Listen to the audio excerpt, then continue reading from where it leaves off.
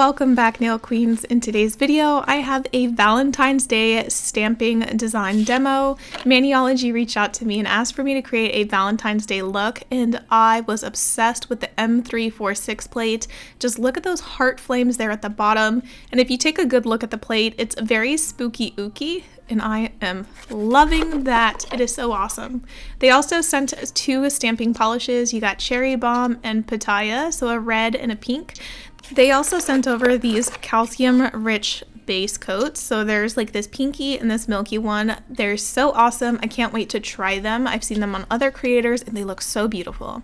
But to get straight into the design, I actually drew these 2 cards from Dr. Prince & Co.'s Valentine's Day Will You Be My Mani deck, and that's the mani I want to create today. It was so perfect, fiery love. Like, how could this not be so perfect for the stamping plate that I'm going to be using today?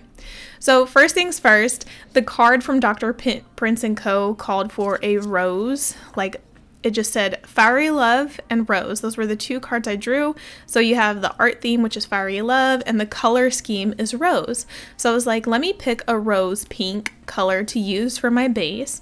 And the color I'm using here is Rose Quartz from Maniology. So I was like, you know what? It says rose in the name.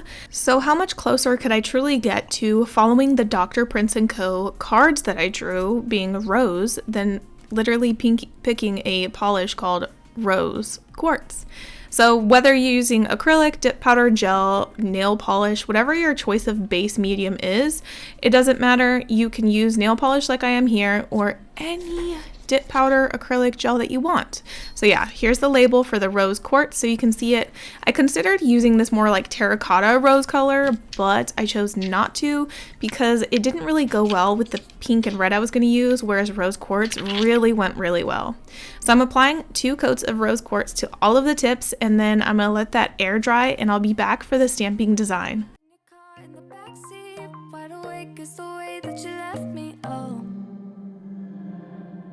Now it's clear we are here back at your house, and I keep fading into the background. I'm wide awake, now you keep missing out for sure.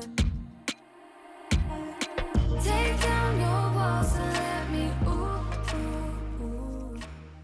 Now that the base color is completely dry, I'm going to pull out these 2 colors, and I'm actually going to do kind of like an ombre blend. So I'm going to use both of the colors, kind of trying to match the card on the Dr. Prince & Co. card because it goes in a gradient from red to pink.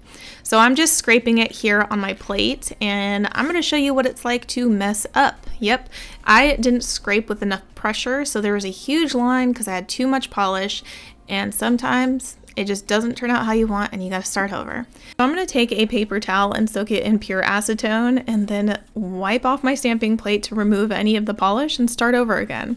So if you're someone who messes up, just know that everyone messes up. I literally don't know anyone who is perfect at stamping. Even if you think someone is a perfect stamper, just know there's several trials and errors that you don't see behind the scenes.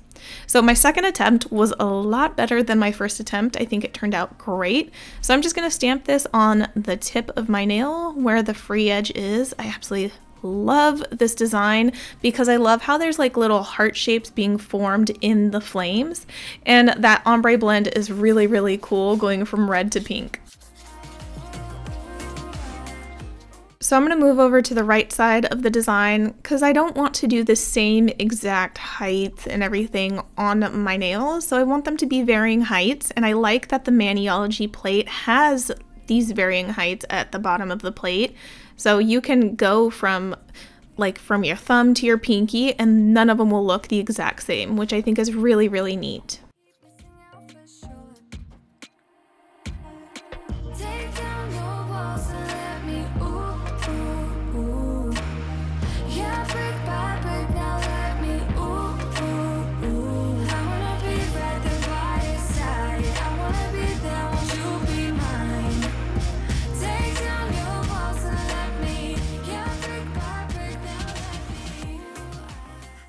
Alright, so I am basically done putting this design on all of my nails. I am going to use a gel top coat to top coat these designs, but if you don't like using gel or you can't use gel, consider using the Maniology smudge-free top coat. That one will help ensure that your design does not smudge when you apply the top coat to it.